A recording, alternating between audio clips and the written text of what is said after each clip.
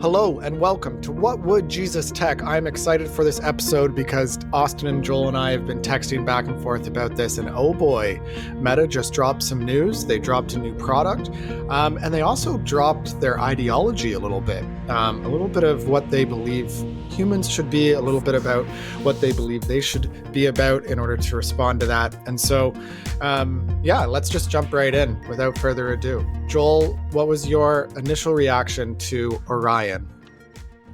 I think me, like a lot of others, was like, oh, we're finally getting to the vision. A lot of us have been anticipating this next platform shift, right? And everyone's been talking about it for a while, but everyone's like, well, what we're seeing today with Apple Vision Pro, with all those things, it's not really there, right? So the question is, like, when do we get to something that is really there? And I think what was special ultimately about this Orion release, it was the first glimpse people would be like, oh, we might be on the cusp of this next generation of interacting with computers.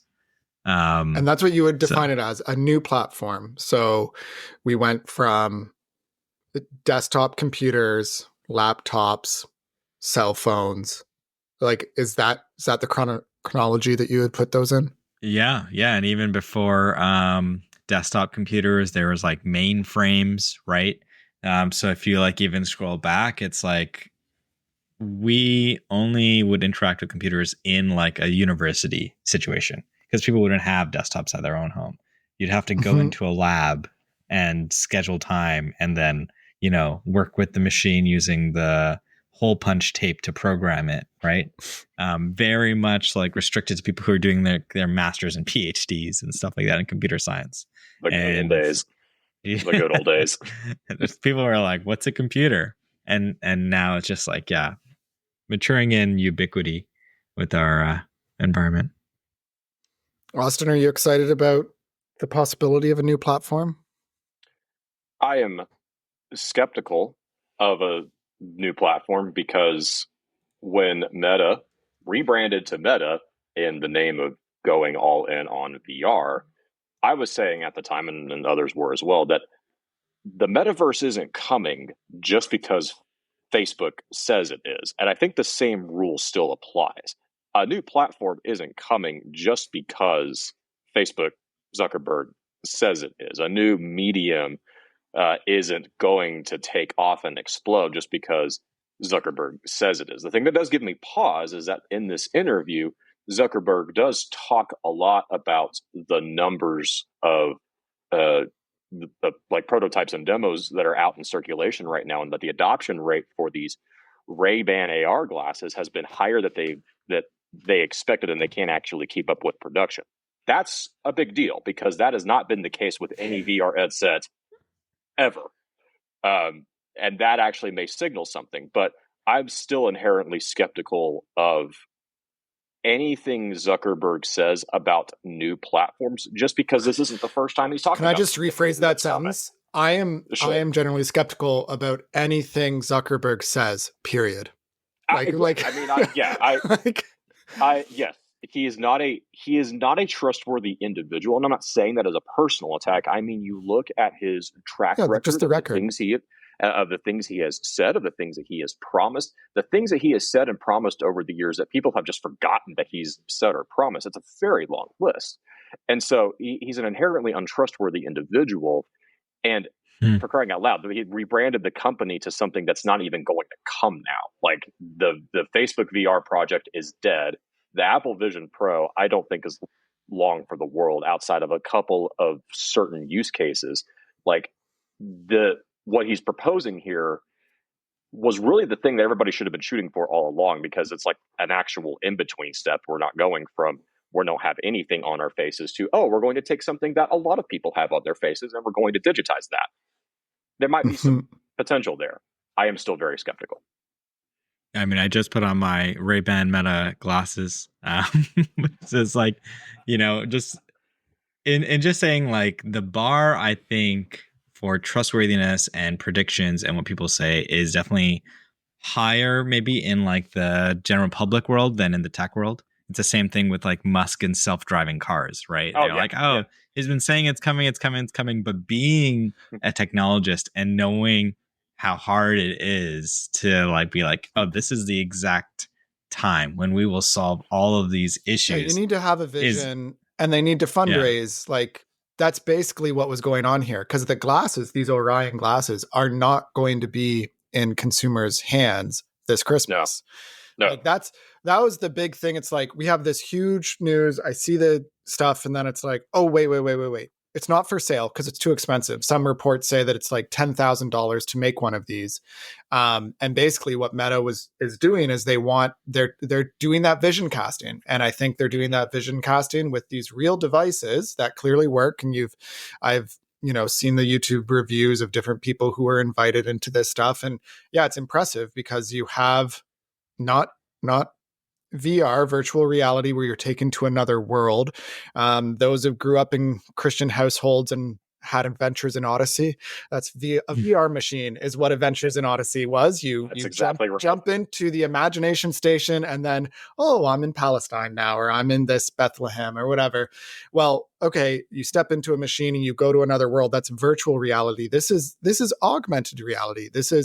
They say in their press release, we believe that humans should not have to decide between a world where information is at their fingertips all the time and the reality, the physical existence. I should have brought up the quote to do it word for word. I'm paraphrasing. But basically, they want to connect that, augment reality with these digital things that you see in your glasses, which we've always kind of like understood that this is possible. But now we're finally, as Joel, you're saying, and I think this is your excitement, Joel, is that like we were talking about this with the Apple Pro stuff when it came out. You're like, the vision is not for Apple Pro Vision. The vision is, excuse the pun, is further to be glasses that you then can actually see through. You're not seeing a video, you're actually looking through the glasses. The other people are seeing your eyes rather than Apple's version, which is basically seeing a fake re-rendering of your eyes. So it's the technology's at the point now where we can overlay through a lens different things. It's too expensive for it to be a consumer product, but the vision is there. The hype is real, but it's also from Zuck, so hence Austin's skepticism.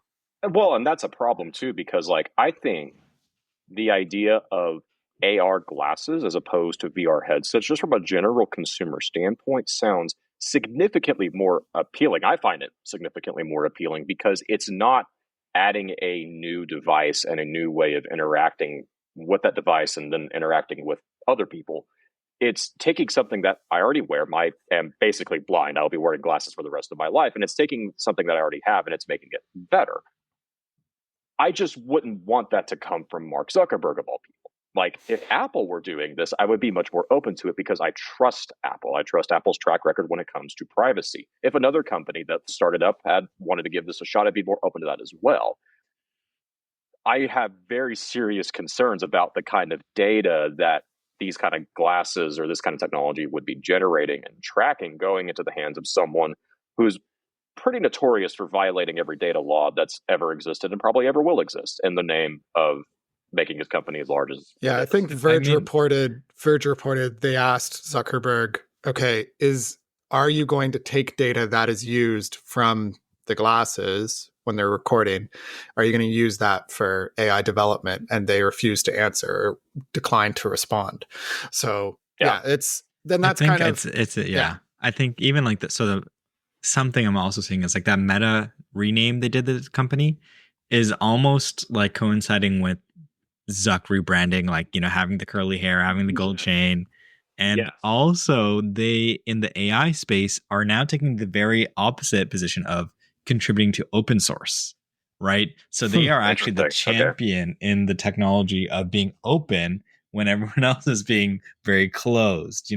Facebook is probably, I think, the only big tech company who is like, here's our model, Llama. You can now download and use it, and we don't want any control of that. And we're just advancing AI. So it's very interesting how the decisions they made in the past generation have definitely put them in this light of like mining data, not trustworthy. But then in the tech world now, the decisions they're doing are like, oh my gosh, Meta's like doing things the best, That is in some ways. They're more transparent with stuff, there's also questions about how transparent we should be with AI if it actually is a risk. But yeah, like I Well, hear what you're saying, Joel. They're and transparent. that's really fascinating, just because in the marketing world, it's kind of an open secret among marketers that like Facebook hasn't actually deleted the data that they were supposed to delete as part of their advertising infrastructure. Like you can't, you have limited options. You can't do as many things with that data on the user end of things. But it's like kind of widely acknowledged that like Facebook's still making use of that data, even though they were supposed to not have it anymore. So that's interesting, though, that it's like on the marketing side, it's like, yeah, there's pretty good reason to believe that like there's some talking out of both sides of the mouth here on in this industry, but in your industry, Joel, there's this very positive shift towards transparency and openness that the company's not known for. I Right. haven't heard that. Yeah. Mhm.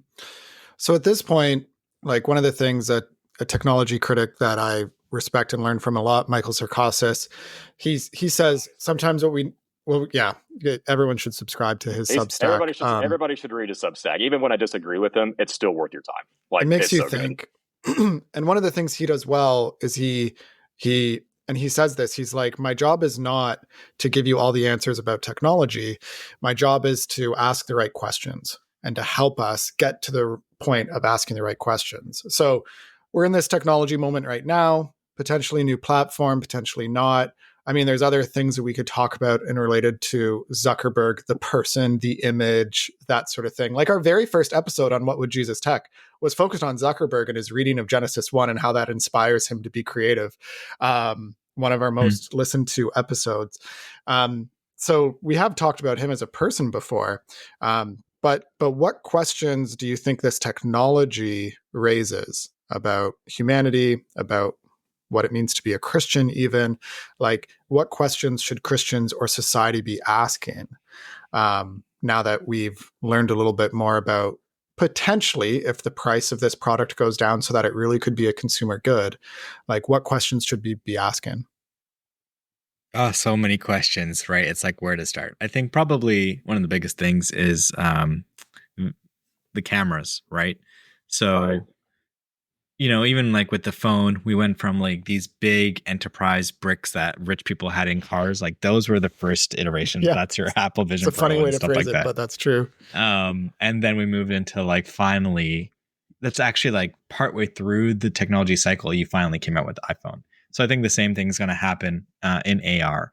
But when we went from like these big bricks to the iPhone, like they added the camera, right? That was actually a change. And in Japan, actually, it's mandated by government that any device you sell there, you cannot turn off the camera shutter sound.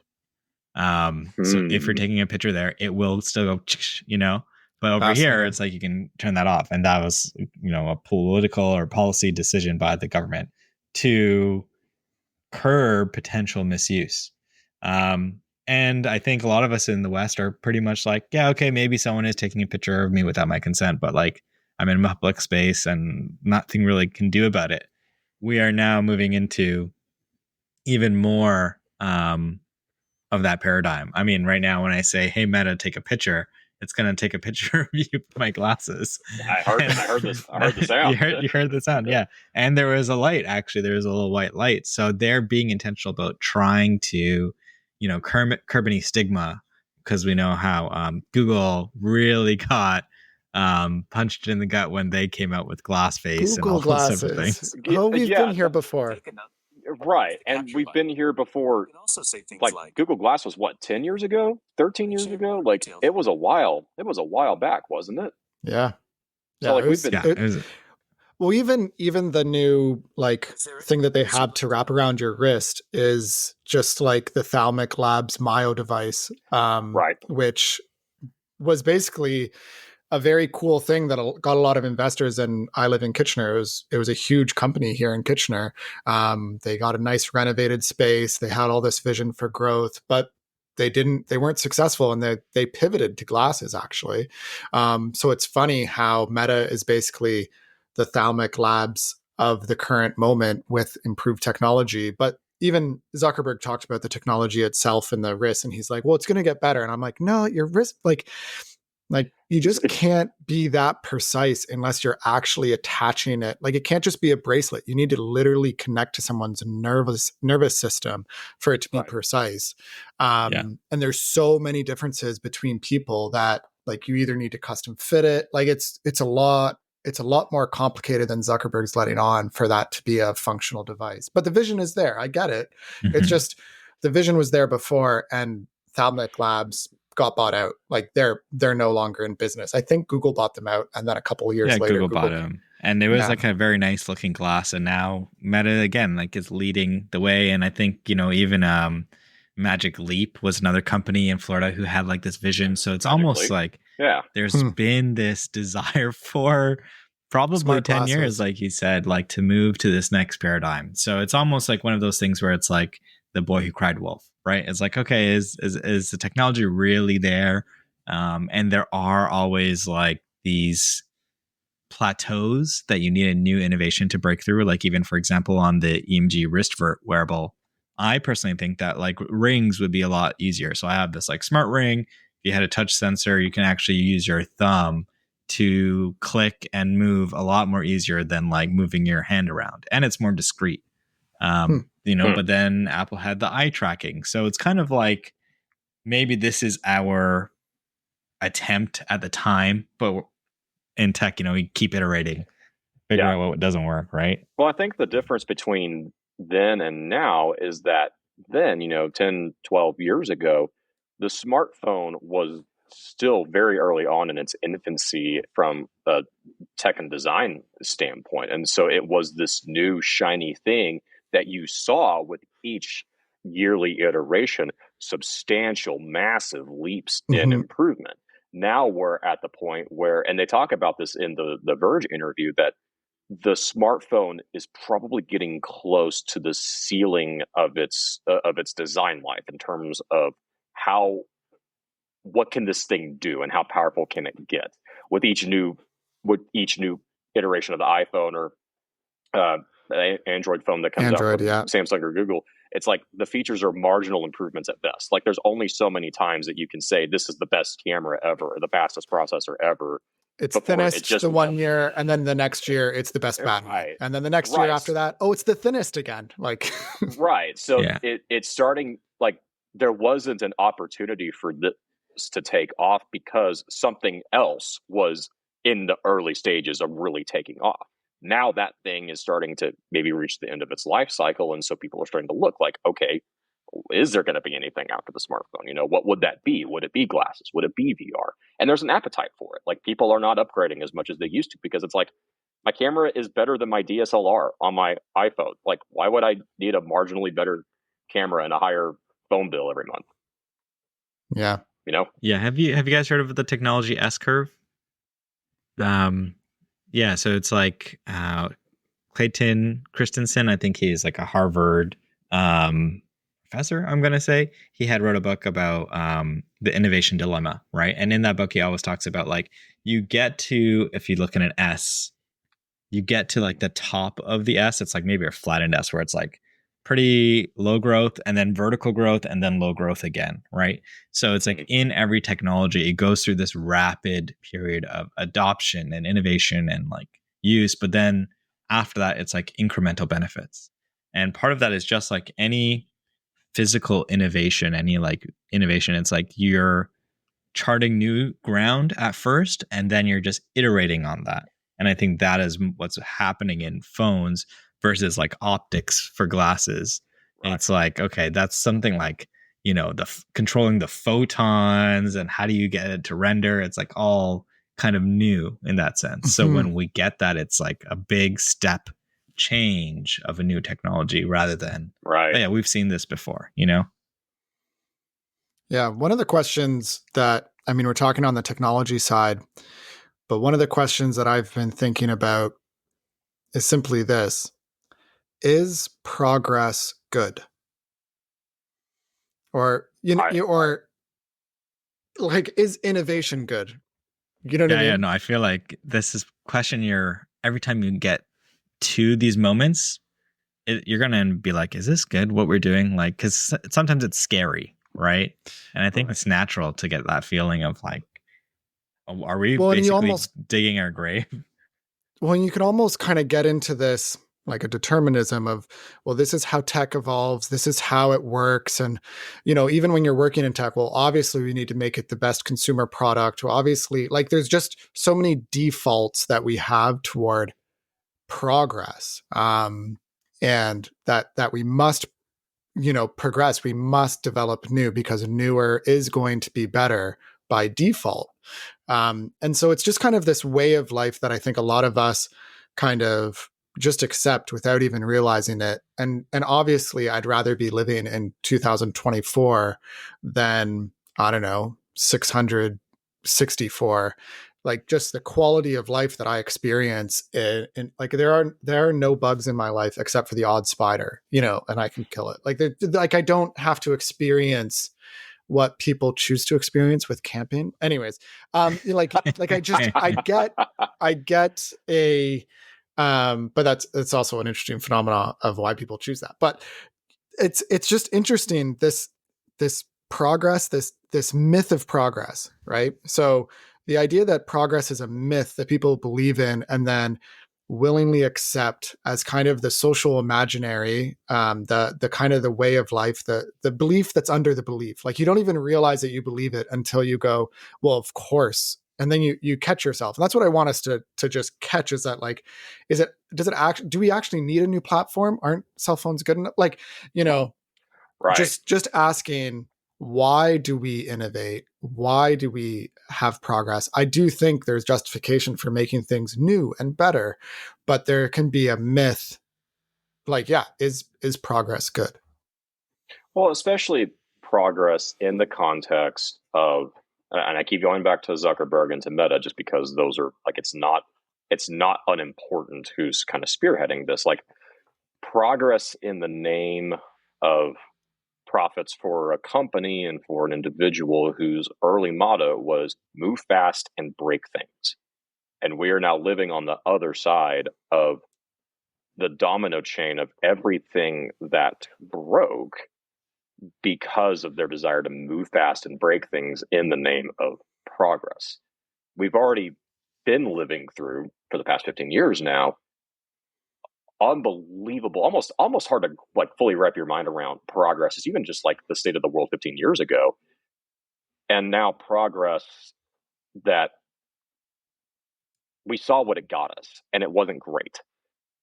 Why are we wanting more of it when we know and have been regularly complain about even the progress that we've seen and the results that it's had?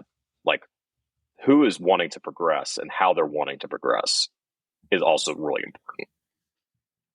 Mm-hmm.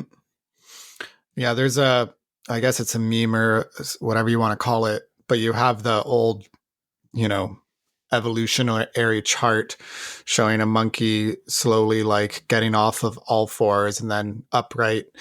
And then it's a tall human being in this progression. But then after the tall human being comes the slouch and not as tall as they are hunched over onto their device, the phone, right?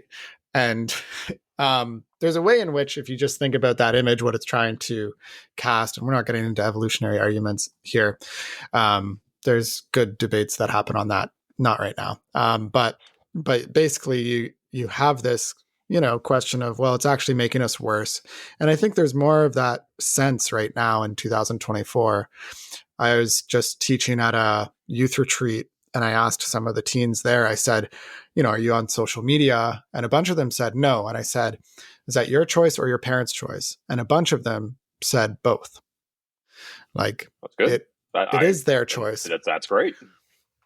That they are like, it's just not worth it for me to be on social media. I had a conversation with one about posting dances on TikTok because I was trying to talk about the good of technology, and they're like, well, is it okay to like post dances of TikTok? And so I just, throw the question back to them, try to work it through with them. And one of the things that the one individual said is that, well, it's fun for me to do it with my friends, but something changes when I post it online. And I'm like, yes, something does change. Like the very fact of doing it for the purpose of posting online versus doing something silly with your friends completely changes what you're doing. And I don't know, like I think I just think about this realization that we've kind of had it as a society. There's more and more bans happening in schools after Jonathan Haidt's book, Anxious Generation. We're just realizing it's not good for teens. Even my wife finished that book and she deleted her Facebook account. So so you won't be able to find her on Facebook. She still uses my account in order to access a couple of the groups that we're a part of. Anyways, so it is what it is. But because there is some benefits, there's just some pieces of information on Facebook that are hidden in those groups that it is helpful to be a part of those. Yeah. I'm so torn on it, right? Because I do agree and empathize that, like, with a lot of quote unquote progress or innovation comes pitfalls, right? And I think it's just like the trade-off that you will always consider, and sometimes the trade-off is worth it and sometimes the trade-off isn't. But I think, kind of to your original question on, is a desire to innovate, is that progress like good?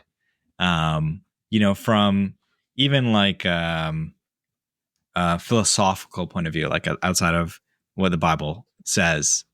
There is a guy named John Mersheimer. He's like a political scientist, and he was recently featured on an All-In podcast summit. And he said, this is the reason, why we're at war with these other countries, like the US and China, Russia and Iran. It's like, there's this concept of offensive realism, which is great powers are rationally driven to achieve regional hegemony. And the reason is we live in this anarchic international system where there is no higher power. And this is what he says. This is very interesting. There's no higher power that's going to come down and say what you're doing is wrong and I'm going to stop you. So in the absence of in the absence of God coming and stopping the US from launching a missile, people are now free to like do this like anarchy, right? And what ends up happening is you just strive to be the most powerful to achieve control, right? And this is just like, outside of the concept of like, well, God is just and moral and in charge. You seek to control that yourself. So that same concept in like countries plays out in the tech world, where it's like Google actually was kind of ahead in AI for a while. They launched all these teaser things and they're like, well, we're not going to push it. We have the lead. And then all of a sudden they got overtaken by OpenAI. And now they're like playing catch up. And they're like, hey, are we going to get disrupted? All of these type of things. So companies are in some essence kind of like countries, and they have this like rational desire to be the leader, grow and protect themselves. It's like self-defensive. And it's almost like they can't really their power. Yeah. Very hard to avoid that. I have in my book that I'm working on digital Babylon, like that's actually a significant part of my argument is that like we look at these companies and we think, well, companies aren't nations. And so the biblical types of Babylon in the Old Testament have nothing to do with the tech companies of today. And no, you look at what these companies do, how they conceive of themselves and how they operate, and it overlaps very strongly with a nation state, which then means that the language of principalities and powers and their control over the nations now comes into play, because now it's extending to these economic entities that really do rival many, if not most, modern developed nations. I mean, Facebook has been on the record of saying, I don't have the exact quote memorized, but just to paraphrase of it, that they see themselves kind of as a nation in a sense. And given how many people use it, that makes sense. Yeah. So we do ourselves a disservice when we just strictly, like, we strip this down to just maximizing profits for shareholders, the nuts and bolts of economics and business, and not recognizing that, like, no, there's actually something much bigger going on here. There's something much larger going on here. We're dealing not just with the forces of markets and innovation of technology and science and research and things like that. That's all part of it. But it's in the service of something that's been around way before any of these companies existed. No, those are interesting things to think on. It reminds me of Andy Crouch. I forget where he said it, just about how manna, like money, like Jesus doesn't just say you cannot serve God and money. Like what's underneath that is a Greek word that is like the desire for money, the power of money, the almost the satanic element of money. Um, and yeah, it's interesting to really apply that and overlay that onto these tech companies who are very profit driven. You know, they'll care about whatever social movement is popular at the time. So, you know, they were super big on the environment when that's a big deal, but then, oh, that's not a political issue anymore. You know, you see it's like only 1% of voters right now care in the US election if environmental things are mentioned. And therefore, you also see that in tech companies where they're not talking about Mm-hmm. that as much as they were even a year ago. And it's just, yeah, it's an interesting um, set of phenomena, and a lot of it is money and power, and those things are the things that the Bible talks about a whole lot, and we need to Yeah. be very cautious about. And then, yeah, so I think we know that these companies are motivated by that, or even like just survival, right? Like if they don't make money, they'll get replaced by someone else who will, right? So survival, and those are definitely like underlying forces. And then kind of our reaction is like, okay, well, we're not going to have anything to do with this. We're having no part, and we kind of just again we leave the innovation and the moving forward to secular theology, right? Secular vision, Right. rather than being like, well, actually, God said, you know, go forward, take dominion of the earth, like lead, and we should be the ones like leading and saying like, Mm-hmm. hey, actually, we have Mm-hmm. this like moral overlay through the Bible, so we can believe that our decisions are at least going to be backed or checked by that construct, right? So Yeah. it's like it's weird that our and it's maybe natural. Our initial reaction, or at least mine, is maybe to be like, "Oh, this is bad. I don't want to be part of it." And then it takes more effort to like come out of my shell and be like, "Actually, no, we're gonna take more of an active stance and be leaders." Right. This is where I think the new and recent work that's being done on neo Calvinism is especially comforting to me, because one of the major like foundational emphasis of neo Calvinism, not new Calvinism like young restless reform type stuff, but neo Calvinism from the Netherlands and Herman Herman Bavinck and Bavinck, Abraham Herman Kuyper. Kuyper We had an and a episode whole with host Jess of other. Jelstra where we gave a bit of a background. We'll link to that episode in the show notes. Yeah, but one of the things that is vital foundational, if you don't get this, you misunderstand it, is that there's a difference between the forms of Christianity and the essence of Christianity, and that the forms of Christianity are not the things through which God, through which the Spirit moves. The forms of Christianity can change, and they should change. But the essence of orthodoxy is not tied to any specific expression or form. And that's really comforting, because as we see all of the forms of how we interface and interact with the world changing, as we go from what Postman talked about being a typographical mind to now where minds being driven and dominated by screens, well, it can be tempting to think, okay, well, this massive form shift that we're going through means the end of Christianity. And sure, it may have a knock on effect for that. But Christianity was never tied to books. Christianity was never tied to any Mm-hmm. particular form of technology. The message of Christianity and the power of Christianity comes to the essence of orthodoxy as the Spirit works through that. And the Spirit is not limited in the forms that the Spirit chooses to work in. So to Joel's point, like in particular, like I see all the change that's happening, and it's like, I don't like this. This scares me. I don't want to do with this. But if my confidence is in preserving or maintaining certain forms of technology that I think are vital for human flourishing, sure, those technologies may be genuinely vital for that. But if that's where my confidence is, I'm going to be pretty disappointed, because that's not where the essence of true Christianity is found. And because of that, we can come out of our shell. We can get courageous about embracing these changes, critiquing them where they need to be critiqued, but knowing that God is still moving all the same. Yeah, no, that's encouraging. So, one of the things that I'm wrestling with when it comes to these glasses in particular, so I appreciate kind of this conversation we've had thinking broadly about approaches, the rise of these tech companies, their need to innovate, the myth of progress, this questioning around progress, and this desire to be okay, as Austin, you're saying in your last points there. But thinking about the glasses specifically, I pulled up the news release. Here's what Meta said.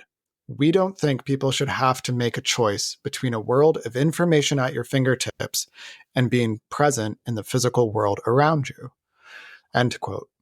So I'm always interested when these press releases like define beliefs. It's like we should have a world of information at your fingertips. What you should always have that. Like Right. this is the kind of That's just taken just taken for granted. Like right.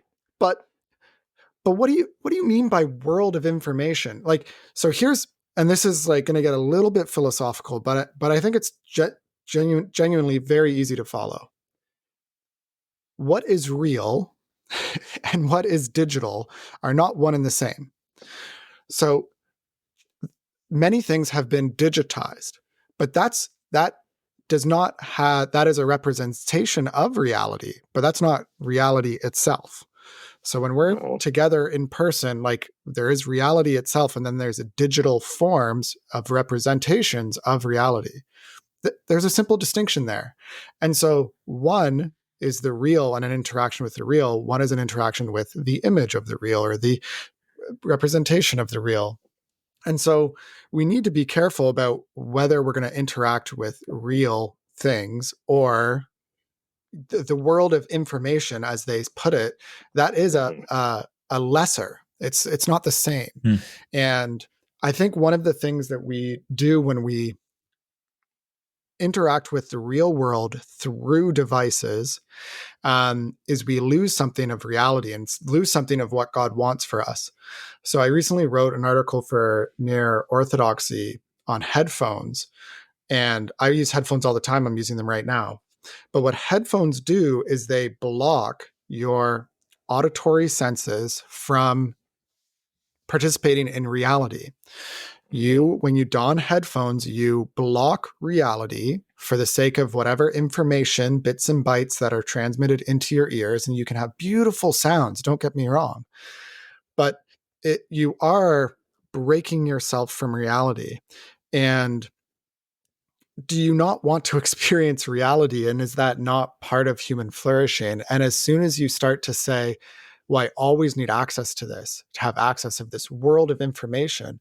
I'm sorry, but the world of information pales in comparison to the hug I get from my son. The world of information pales in comparison to a couple Sundays ago when a woman in her 60s said, I sing well. Man, that was epic. I've never been complimented on my singing, and she said I sing well. I mean, that was a moving experience for me. And it was just good to sing together, like the sounds of a congregation singing together on Sunday. I'm sorry, that is better than any soundtrack ever. Like there's just we just need to make this distinction and this idea of like, well, don't you want access to the digitized world? Well, no, I don't always. I want to choose when to access that and when not to. I mean, for the glasses though, I think it's a step in the right direction, and maybe I can provide my like interpretation of like what they mean by that belief, right? So it's like today, if you were doing a construction project, right, and you're building something in your garage and you wanted insight onto what type of, I don't know, I'm just trying to make something up, what type of coating is good for a specific piece of wood, right?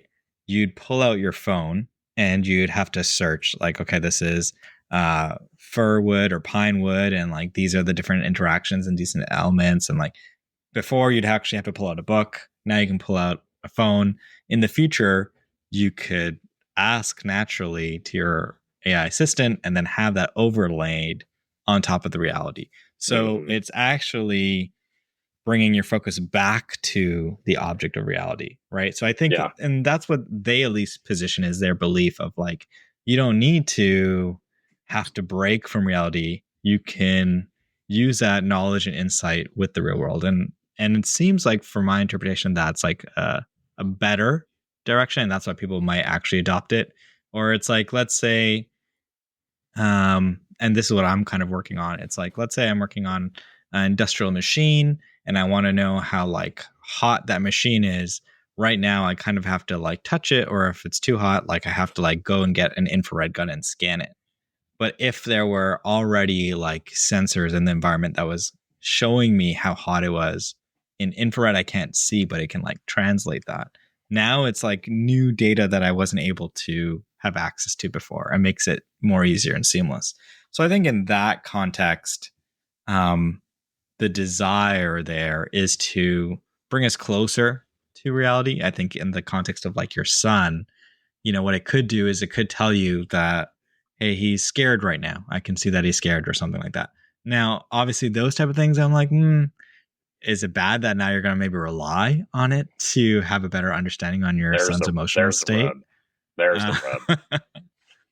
But yeah, there's that's maybe an area that it's like there's some negative implications. But there's also potential as far as like training to be able to identify things even beyond the glasses. Like I think that's a great example that you gave, Joel, about the wood and the kind of coating that you go for it. I back at my pest control career, I was a pest control technician for 8 years. I could have seen this being so tremendously helpful when I'm at a customer's house and they've got a bug in their kitchen and they're like, "What is that?" Now, I can answer that question by studying thousands of photographs of every different ant that exists, and you had to do that pretty often to get your license. Or I could have my glasses say, "This is a black sugar ant." Just fill in the blank.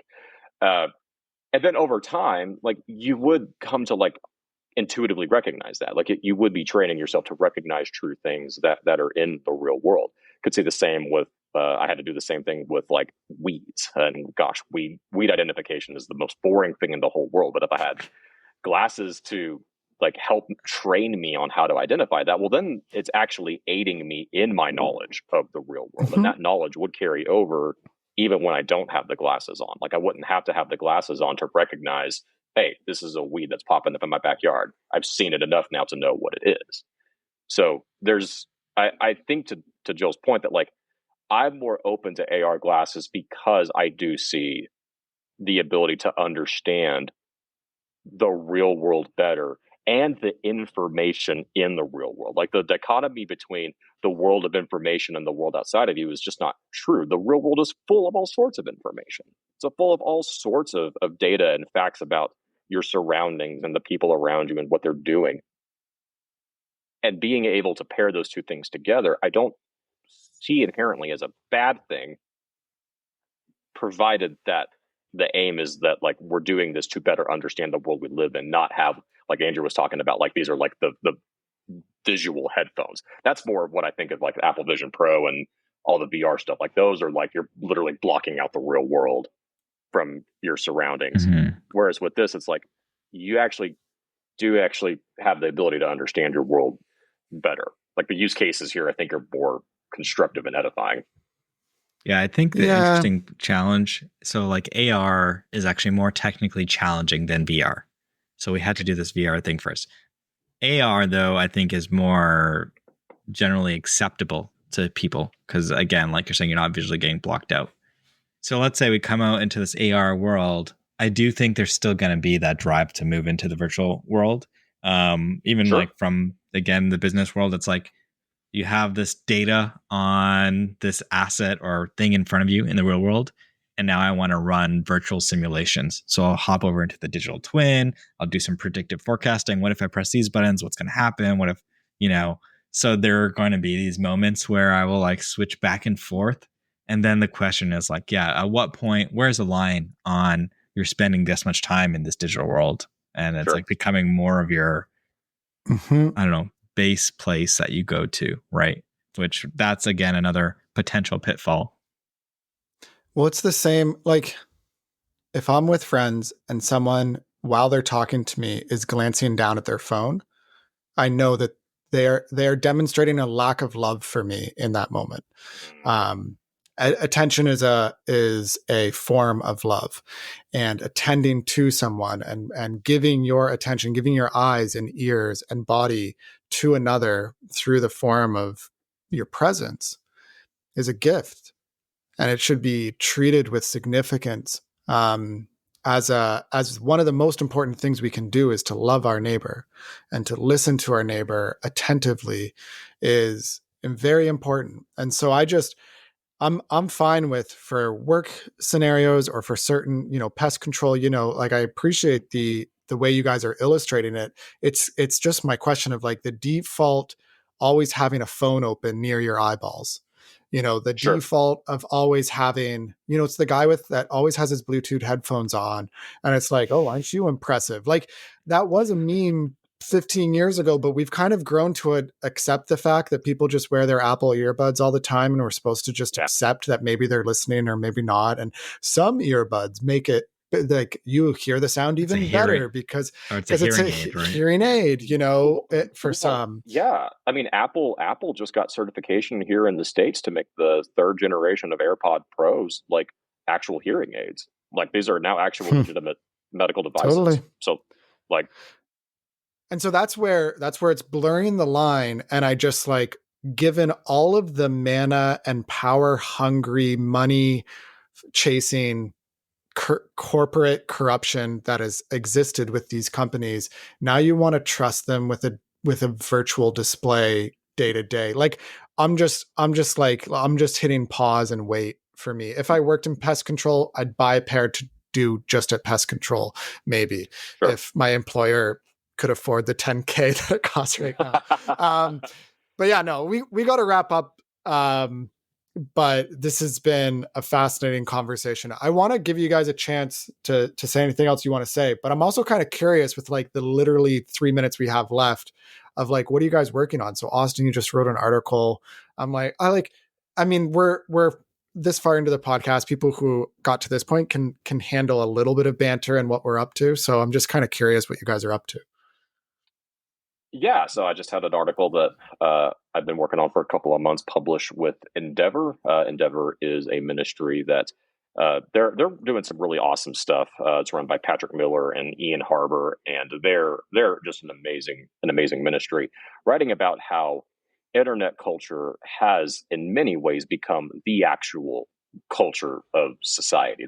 That there are now significant overlaps in how internet culture has replaced a lot of things that had real world cultural analogs, mainly fraternity and fandom and fantasy.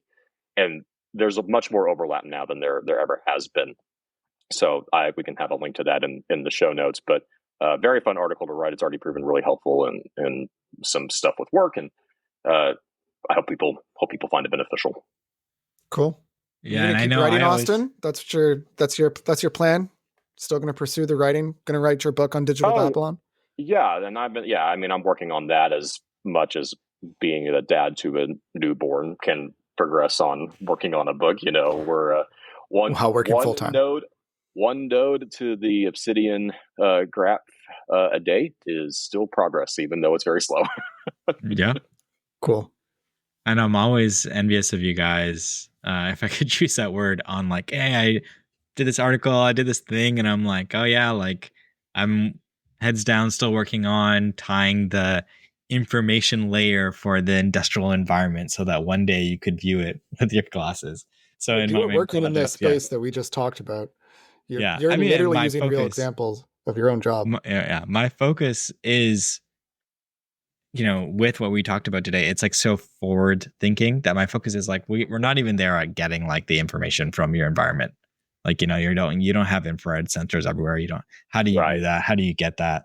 So gathering the information is, like, problem number one. And then, like, analyzing it, presenting it, automating, reporting, whatever, that's, like, the next level. Right.